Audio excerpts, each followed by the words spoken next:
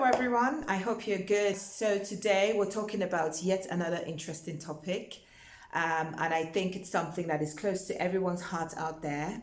It's a really interesting topic, and I think it comes up in our everyday without us even realizing it. So today's topic is going to be, wait for it, we're going to be talking about humility.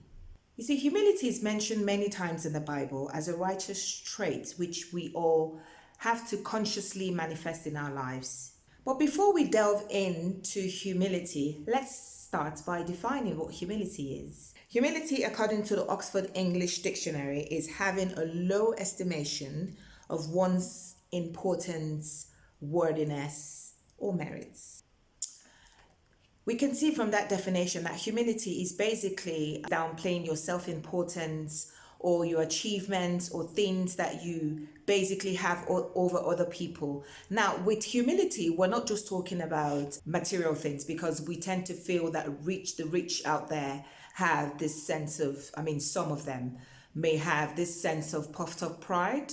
So we sometimes think that humility is something that the rich have to adopt, but that's not true, because we all have certain things in us that prevents us from showing humility in its rawest state. Now, I'm going to start by saying, if you feel more educated than someone, if you feel like you know more than someone, these are all factors that can actually make us feel better than the next person. And in us feeling better than the next person, it might come off as us not having that humility we're talking about today. So humility is the opposite of pride, and humility is indeed the fruits of the Spirit.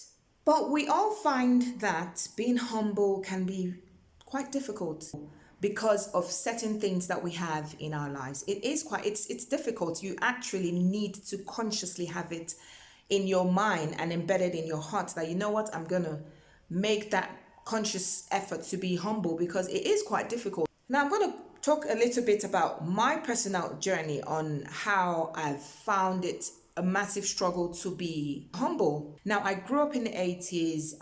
My dad was in the army. He was a colonel in the Nigerian army. And at that time, the army was in power. So it was everything about the army having the upper hand in the society at the time.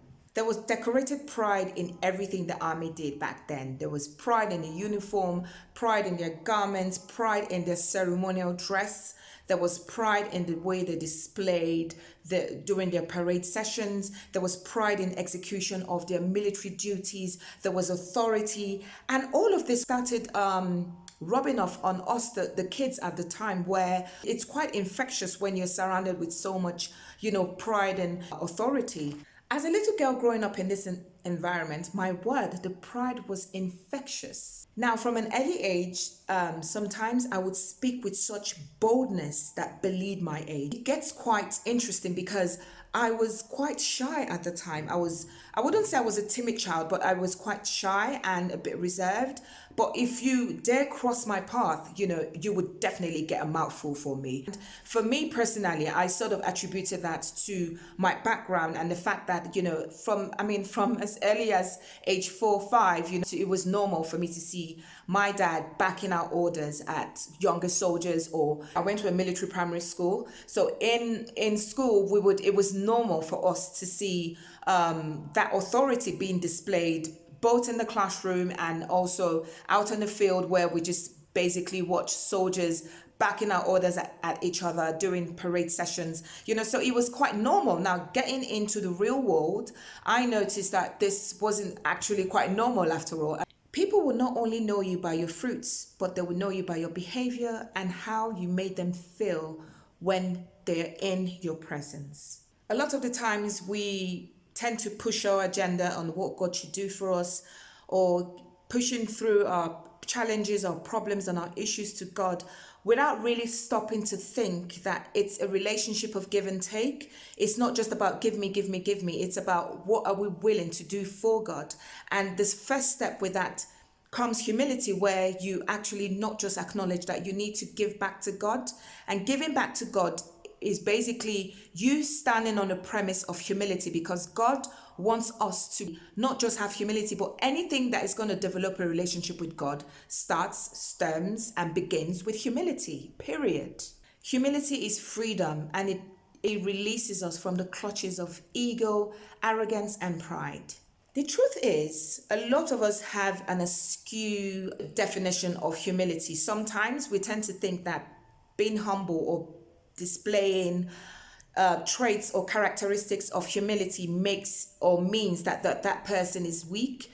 That is not true. A humble person is actually a happier person, because that person is living his or her life under the submission of Christ.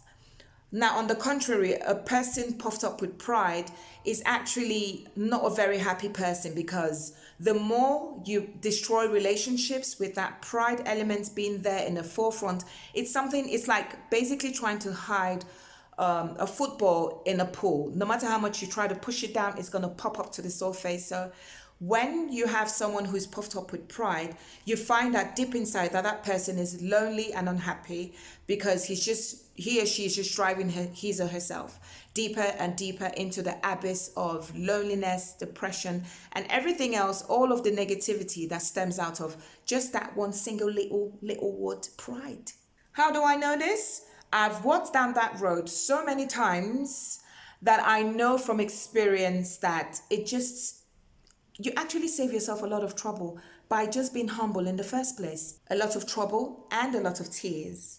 Now we're going to take a look at what Galatians 5:22 says. It basically talks about all the fruits of the Spirit and breaks down all the fruits of the Spirit. It basically talks about love, it talks about joy, it talks about peace, it talks about forgiveness, it talks about giving, it talks about kindness, goodness, gentleness, faith, self-control.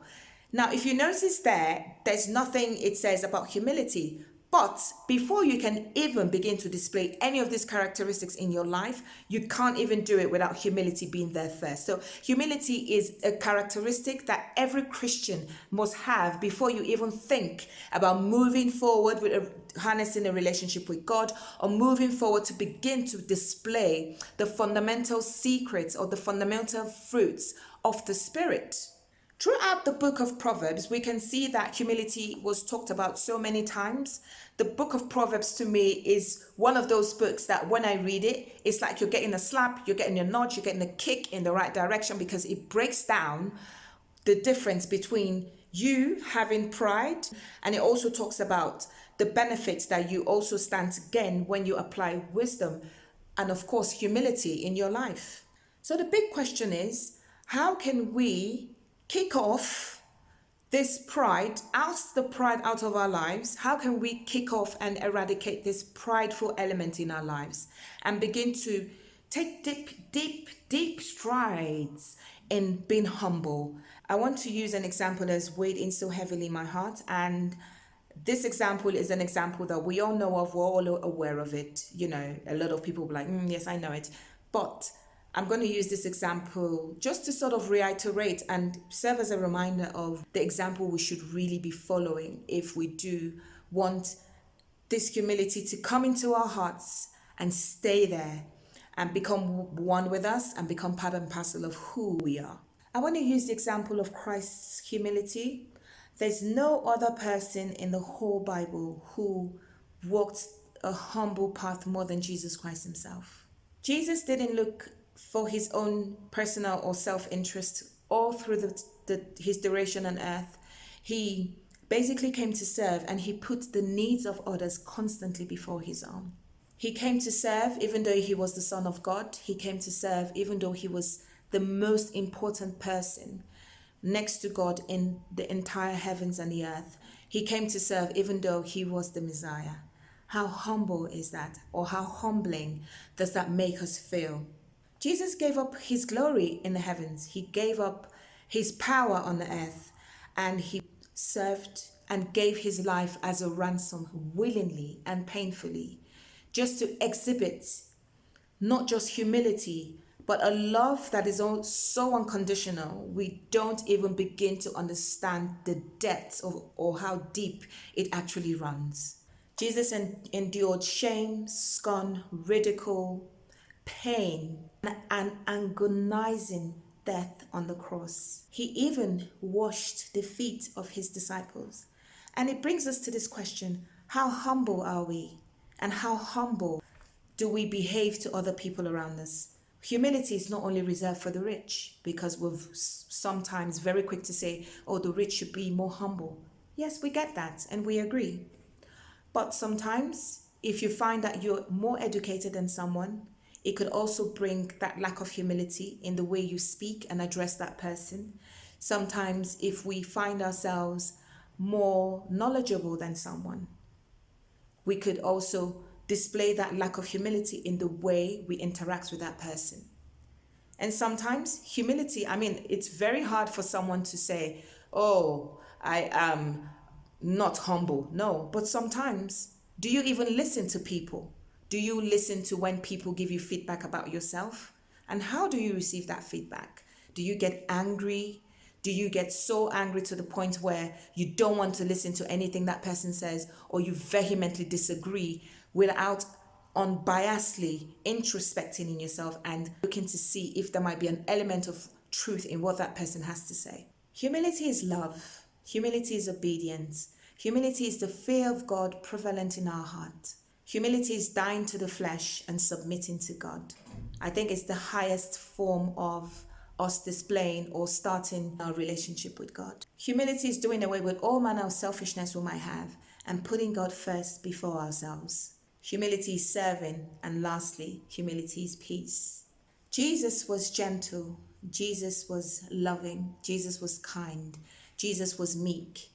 And we all tend to think that meekness is weakness, but meekness is not weakness. It is actually strength under self-control. Now I'm going to read from Ephesians 4 verse 2. Ephesians 4 verse 2 says, and I read, "Be completely humble and gentle. Be patient, bearing with one another in love." Humility might not be easy for us to adopt in our lives, but the truth of the matter is, it is possible. We should not just say, I think sometimes it might be too much to just say, I'm going to be humble. No, it is something that we need to consciously take up one day at a time. And you can wake up in the morning and say, you know what, today I'm going to be humble in my interactions with people around me. I'm going to be humble to myself. I'm going to be humble to God. I'm going to be humble to people who might not even have as much as me.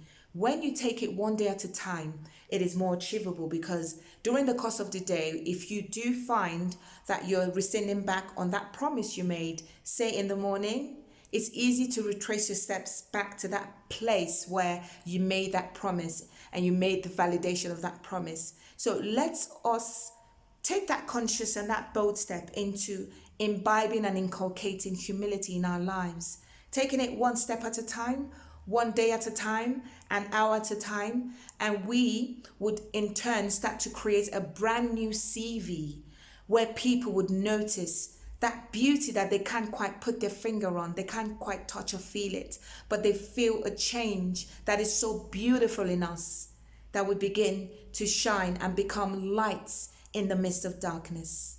I hope you enjoyed today's talk, and I hope to see you again soon. Don't ever forget whose you are.